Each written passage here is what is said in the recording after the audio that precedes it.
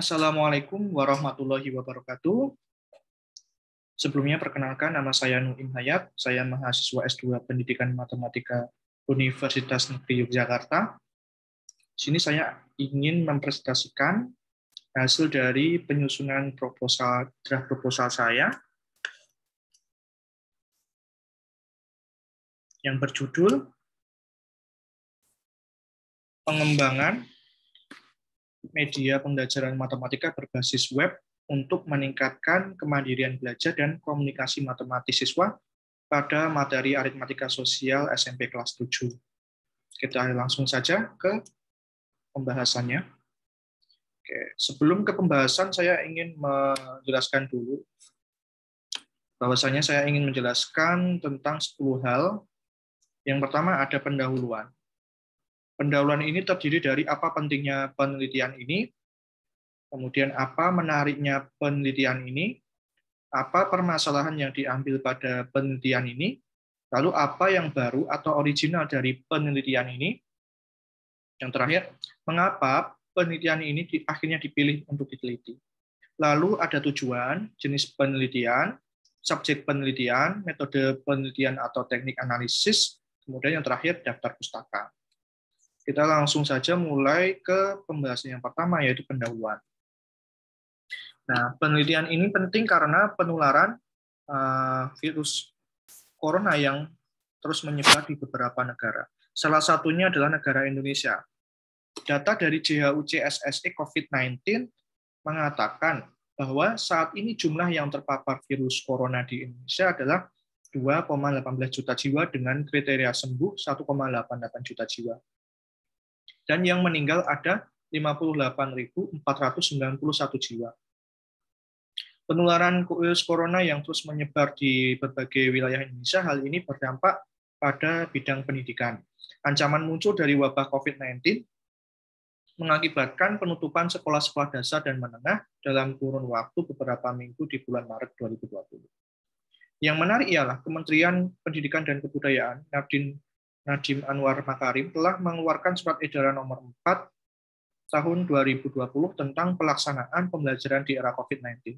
Pada surat yang beredar tersebut, salah satunya berisi tentang proses kegiatan belajar mengajar dilakukan di rumah melalui pembelajaran daring. Permasalahan dampak dari adanya daring di Indonesia adalah yang pertama, membuat pendidik kesulitan dalam menyampaikan pembelajaran khususnya matematika. Kemudian, kondisi pembelajaran yang kurang maksimal berakibat tidak berkembangnya kemampuan komunikasi matematis siswa. Kemudian, perlunya pengembangan media pembelajaran yang pembelajaran matematis berbasis web untuk meningkatkan komunikasi matematis siswa. Kemudian media yang dikembangkan hendaknya sesuai dan efektif penggunaannya untuk meningkatkan kemandirian belajar siswa. Lalu, berdasarkan latar belakang di atas, untuk mendongkrak kemandirian belajar dan komunikasi matematis siswa, peneliti menggunakan media pembelajaran, yaitu media pembelajaran berbasis web. Pada media pembelajaran ini memberikan fasilitas materi, latihan soal, diskusi, telegram, dan video pembelajaran. Yang baru dan original di penelitian ini ialah penggunaan media pembelajaran berbasis web untuk meningkatkan kemandirian belajar dan komunikasi matematis siswa. Alasan mengapa penelitian ini dipilih karena peneliti ingin berinovasi dalam mengembangkan media pembelajaran yang dapat digunakan oleh pendidik dalam melaksanakan pembelajaran daring. Nah, kemudian ada tujuan penelitian. Tujuan penelitian ini adalah dapat mengembangkan media pembelajaran matematika berbasis web yang valid, praktis, dan efektif. Harapan peneliti dengan penggunaan pembelajaran berbasis web pada materi aritmatika sosial kelas 7 SMP akan menumbuhkan kemandirian belajar dan komunikasi matematis siswa.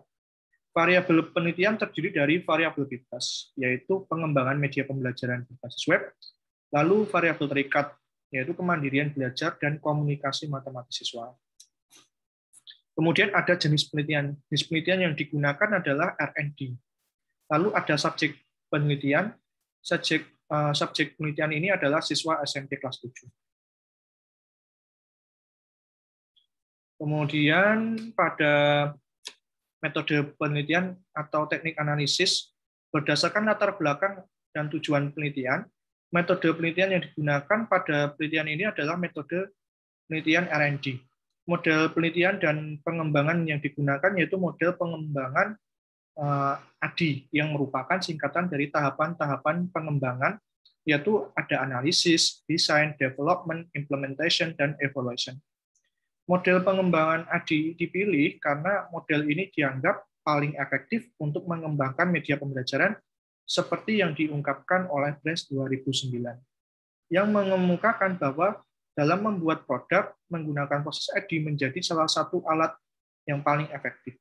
Uji coba produk yang dikembangkan terdiri dari validasi ahli dan revisi, serta uji coba dalam skala terbatas, kemudian direvisi dari hasil masukan-masukan. Nah, untuk penjelasan tahapan ADI itu yaitu sebagai berikut. Pada tahap yang pertama adalah analisis. Nah, tahap analisis ini peneliti mengumpulkan data untuk menemukan masalah atau kebutuhan materi dan bahan media. Nah, di sini untuk menemukan masalah dan kebutuhan itu, peneliti dapat menggunakan cara, yaitu wawancara atau angket. Nah, pada tahap analisis ini, peneliti menemukan kebutuhan materi, yaitu aritmatika sosial kelas 7. Kemudian kebutuhan medianya adalah media pembelajaran berbasis web. Lalu pada tahap yang kedua ada desain. Nah, desain ini terdiri dari desain produk. Desain produknya adalah media pembelajaran berbasis web, dapat berupa flowchart atau desain mentah. Kemudian desain instrumen penilaian materi dan media pada web untuk mengukur kevalitan, lembar penilaian oleh guru, dan angket respon siswa terhadap penggunaan web. Kemudian ada desain lembar observasi keterlaksanaan pembelajaran untuk mengukur kepraktisan dan tes hasil belajar siswa untuk mengukur keefektifan.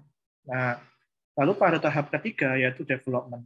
Pada tahap ini peneliti mulai mengembangkan produknya berupa web untuk meningkatkan kemandirian belajar dan komunikasi matematis siswa. Pada tahap yang keempat adalah implementasi.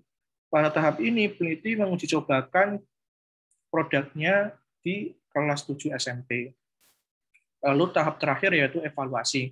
Pada tahap ini, produk dinilai layak atau tidaknya berdasarkan aspek kevalitan,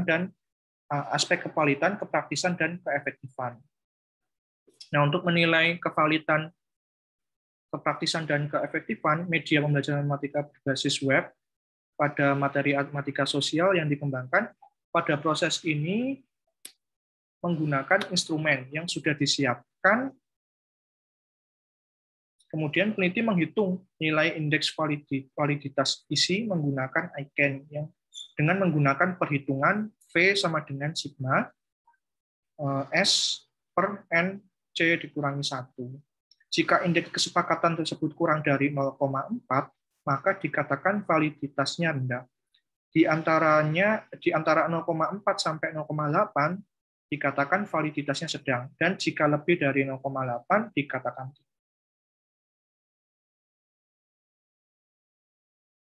Baik, mungkin itu saja yang bisa saya jelaskan. Kurang lebihnya mohon maaf. Billahi taufiq wal hidayah. Wassalamualaikum warahmatullahi wabarakatuh.